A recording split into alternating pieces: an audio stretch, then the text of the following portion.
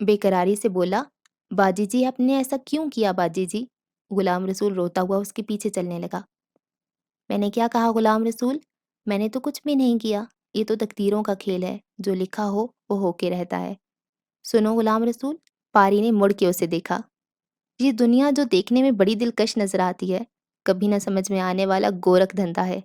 جس طرح مرضی شروعات کریں، کتنے بھی کام کر لیں، انجام کار آدمی اپنی ذات میں بالکل تنہا ہو جاتا ہے۔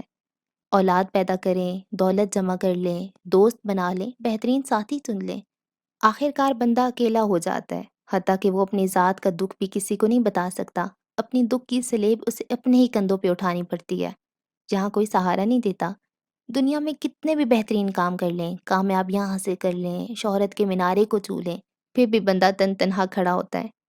اس دنیا کو چھوڑنے سے پہلے دل کی بات نہیں کہہ سکتا، اور دل کی بات سننے کی کسی کو فرصت بھی نہیں ہوتی۔